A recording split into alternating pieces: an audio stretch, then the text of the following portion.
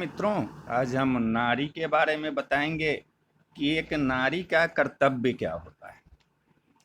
पृथ्वी में जितने तीर्थ हैं सो सब ही सती के चरणों में है और सब देव मुनियों का जो तेज है वो सतियों में है।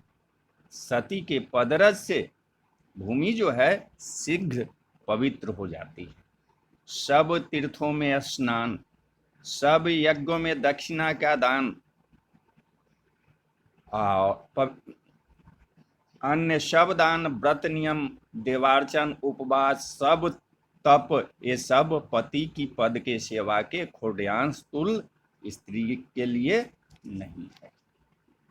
जो स्त्री सगुण या निर्गुण पति का अनादर, द्वेष या त्याग करती है सो जब तक सूरज और चंद्रमा है तब तक वो घोर नरक में पड़ती है।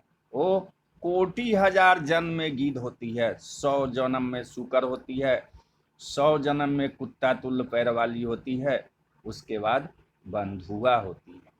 प्राचीन काल की नारी और आज की नारियों में बहुत अंतर सामने देखने में आता है। प्राचीन काल की नारियों की सती कूट कूट में पाई जाती थी।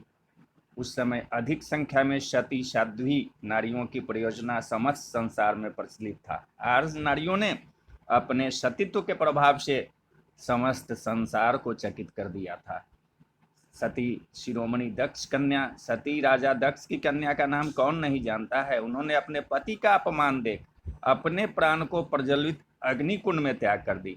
महर्षि भृगु की कन्या लक्ष्मी ने जिनके नाम पर आज भी सती स्त्री को अपने सतीत्व के नाम का महत्व है, अपने सतीत्व के प्रताप से भगवान विष्णु के वक्षस्थल में नित्य निवास पाई। ब्रह्म ऋषि वशिष्ठ की पत्नी अरुंधति भी सतीत्व के प्राप्त से सप्त ऋषि के साथ पूजी जाती है।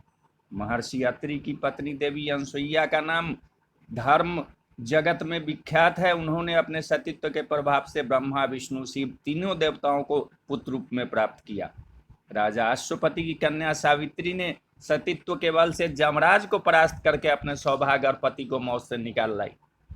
सती सीता का नाम तो घट घट में रमते हैं। रामायण का पाठक सब जानते हैं कि सीता को कितनी कठिन से कठिन अग्नि परीक्षा में उत्तीर्ण होनी पड़ी। इसी प्रकार सुलोचना, दमयंती और द्रौपदी, शकुंतला आदि सतियों का कथा प्रसिद्ध है। प्राचीन काल की जीवनी पढ़ने से सब धर्म पालन करने के लिए उत्साह और बल मिलता है कि आर्य लालनाओं को इन प्राचीन और अर्वाचीन नारियों में बहुत अंतर पड़ता है। स्त्री और नारियों के लिए सतीत्व पालन करना ही एक महान शक्ति बल है। स्त्रियों को केवल अपने गृह में ही रहकर सतीत्व और भक्ति भजन आदि करना चाहिए, बाहर जाने की कोई जरूरत नहीं है।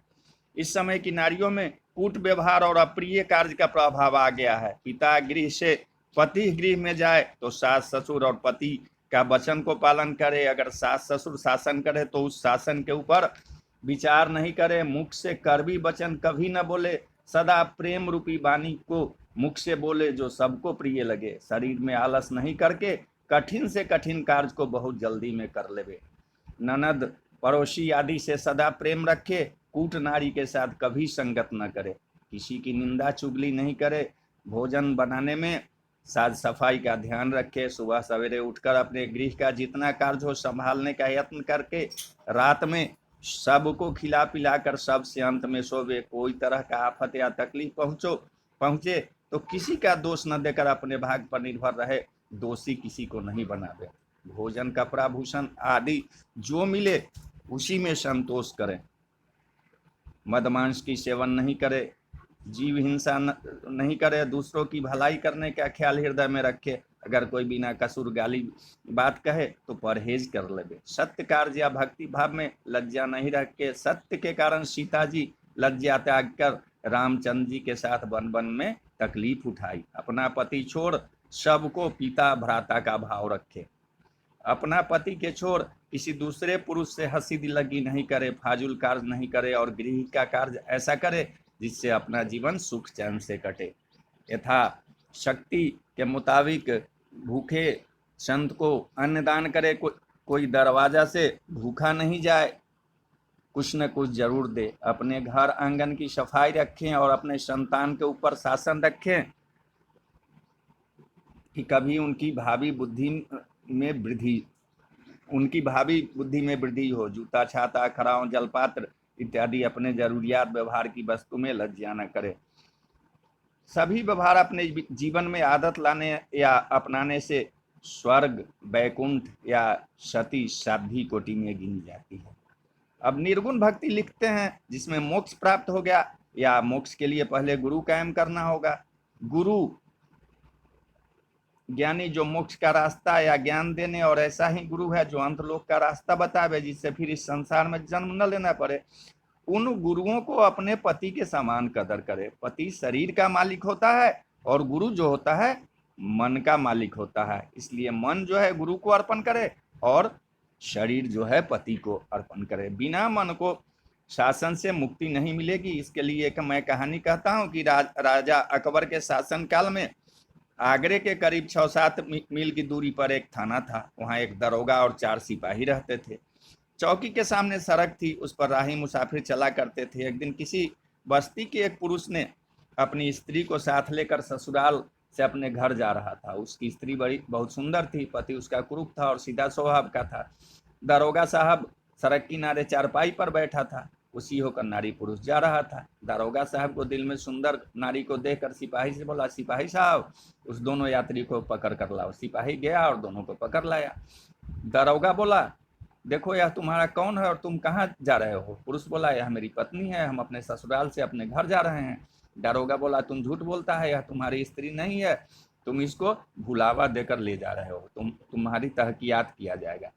सिपाही साहब से दरोगा बोला, अब थोड़ा दिन है, इसको हिरासत में बंद करो, कल तहकीकात होगा। उतना वचन सुनकर तुरंत उस पुरुष को पकड़कर सिपाही ले चला। उसकी पत्नी बोली कि हमको भी ले चलो। तब दरोगा बोला, नारी को हिरासत में बंद नहीं किया जाता है, तुमको हम दूसरे मकान में रखेंगे। नारी बोली, मैं भी पति के साथ जाऊंगी। तो दरोगा जी बोले, ऐसा नहीं होगा। सिपाही ने पुरुष को हिरासत में बंद कर दिया। नारी को जबरदस्ती खास दरोगा साहब जहाँ रहते थे उसी मकान में बंद कर दिया गया। थोड़ी देर में शाम हो गई। दरोगा साहब अपने दिल में विचार कर रहे थे कि आज अच्छा माल हाथ लगा है। दरोगा साहब भोजन बनाने वाले से कहा कि आज बहुत जल्दी में भोजन तैयार करो। दरोगा साहब बहुत खुशी से नौकर से अपने कमरे को सजाया और विभिन्न प्रकार के फूल गुल से शोभायमान कर दिया। ठीक 8 बजे भोजन करके उस नारी के लिए बाजार से मेवा, मिष्ठान, अनेक प्रकार के सामान मंगवाया और उसके पति जो हिरासत में बंद था उसको सूखा रोटी भेजवा दिया। मेवा मिष्ठान लेकर दारोगा साहब अपने कमरे में पहुंचा और नारी से बोला, देखो यह सामान खा हुआ है और ऐसा खाना तुम आंख से कभी नहीं देखी होगी। नारी बोली, हमको भूख नहीं है, हमको जल्दी हमारे पति के पास भेजवा दीजिए, मैं वहीं रहूंगी। देख तुम्हारा भाग्य बहुत तेज है, हमारे यहाँ रहने से तुम्हें रोज मिष्ठान भोजन मिलेगा और बढ़िया कपड़ा और अनेक तरह का भूषण और सोने के लिए गद्दी मिलेगा। आज से तुम हमारी पत्नी बनो, बहुत सुख आराम मिलेगा। तुम्हारे पति को मरवा देता हूँ, हमारे पास पैसे की कोई कमी नहीं है। इतना वचन सुनकर नारी के हृदय से रोने लगी और मन में सोचने लगी कि हे विधाता, क्या किया, इस समय मैं क्या करूं कि मेरा धर्म बचे। यह सोच के हृदय से ईश्वर पर ध्यान लगा दिया, जैसे द्रौपदी चीरहरण के समय ध्यान किया था। वैसे वह भी ध्यान किया और रोने लगी और मन यमन मुसलमानों से धर्म कैसे बचेगा, ईश्वर अब तेरा ही एक सहारा है। दारोगा साहब उस नारी के पास जाकर बोला, जल्दी भोजन कर और मेरे पलंग पर बैठ। दारोगा साहब ने अपने काबू में करने का भुलावा दिया, पर उस नारी ने एक भी नहीं मानी। दारोगा सोचा इससे काम चलने को नहीं है, बिना भय प्रीति नहीं होती। तुरंत म्यान से तलवार निकाल लिया और भय देकर बोला, देख इसी तलवार से तेरा काम तमाम कर दूंगा, नहीं तो मेरा वचन मान। नारी ने अपने मन में विचार किया कि भले ही प्राण चले जाए मगर हम अपने धर्म को नहीं जाने देंगे। नारी बोली, हे पापी, तुम हमको तलवार क्या दिखाता है, खुदा को भूल गया है, यह हाड़ मांस का शरीर है। देखने में ऊपर सुंदर मालूम होता है, जैसे महकारी ऊपर लाल और भीतर काला होता है, वैसे ही यह शरीर है। ऊपर देखने में सुंदर, भीतर हाड़ मांस, लुथरा और मलमूत्र से भरा पड़ा है। अभी भी मेरे पति के पास भेज देवे, हम सती नारी है, पति बिना हमारा शरीर मन सब विकल है, तुम अपना खैर चाहता है तो पति के पास भेज दे। इतना कहकर वह नारी रोने लगी। दारोगा साहब अपने मन में सोचा कि यह नारी जल्दी हाथ लगने वाली नहीं है, अच्छा पेशाब करके आने दे तो तेरा इलाज कर दूंगा। तुरंत तुरंत तलवार पलंग पर रख, थोड़ा जल लेकर पेशाब करने दारोगा जी बाहर निकले। जब वह बाहर निकला तब वह नारी अपने मन में सोचने लगी कि भागते से प्राण बचाने वाला नहीं है, भागने से थोड़े देर में मुझे मार ही देगा, कुछ अपना हिम्मत दिखा। हुआ तुरंत कपड़ा को संभाल कर तलवार को पलंग पर से हाथ में ले लिया और किवाड़ के पास जाकर हाथ में तलवार लिए चौखट के नजदीक खड़ी हो गई। जब दारोगा साहब घर में घुसने लगे तो वह बहुत फुर्ती से दारोगा के गले पर तलवार चला दी। दारोगा का गर्दन कटकर जमीन पर गिर गया। नारी को कुछ सुख हुआ और कुछ दुख भी हुआ। नारी साक्षात दुर्गा बन गई। वह तलवार लिए चौखट के निकट खड़ी ही रही। थोड़ी देर के बाद सिपाही लोग ने सोचा कि कुछ शब्द सुनाई नहीं देता। एक सिपाही आया और घर में जाने लगा। तुरंत उस नारी ने उसका भी काम तमाम कर दिया और लाश पलंग के नीचे रख दिया। इसी तरह बाकी तीनों सिपाही थोड़ी थोड़ी देर के बाद आया और सबका काम तमाम कर पलंग पर जा बैठी। अकबर बादशाह का नियम था कि रात में प्रजा के दुख जानने के लिए घूमा करता था। उस रात अकबर बादशाह 4 सिपाहियों के साथ उसी चौखट पर पहुंचा। वहां किसी को नहीं देख बादशाह ने पुकारा, परंतु किसी की आवाज नहीं सुनाई। तब राजा ने सब साथियों के साथ भीतर गया। सिपाही केवाड़ के धक्का दिया और बोला कि भीतर में कौन है। तब नारी बोली, आप कौन है? सिपाही बोला, खास बादशाह सलामत खड़े, हम सिपाही हैं, बादशाह सलामत को खुद भेज दो तब हम केवाड़ खोलेंगे। बादशाह केवाड़ी के सामने खड़ा हो गया। नारी ने तुरंत किवाड़ खोली और नारी ने तलवार लिए हुए बादशाह को सलाम कर रोने लगी। बादशाह चकित हो गया और कहा कि तुम कौन हो, दरोगा कहाँ है और सिपाही कहाँ है? नारी बोली, हम जाति के ग्वालिन हैं और यहाँ से हमारा घर 3 कोस की दूरी पर है। हम अपने पति के साथ पिता गृह से स्वामी गृह जा रही थी। दारोगा ने मेरे पति को हिरासत में बंद कर दिया और मुझे अपने कमरे में रखा। नारी ने सारी कहानी कह सुनाई। बादशाह ने तुरंत हिरासत को खुलवाया और इसे इजहार लिया। उसने साफ साफ कहा कि बस्ती के लोग इकट्ठा हुए। दारोगा का लाश घर से निकला और मिठाई भी घर से निकली। बादशाह नारी के ऊपर बहुत खुश हुआ और जिस बस्ती में वह नारी रहती थी उस बस्ती को राजा इनाम में दे दिया और नगर नगर में उस नारी की चर्चा होने लगी। और बादशाह बोले कि चिराग तले अंधेरा। तो बोलिए जय सिया राम।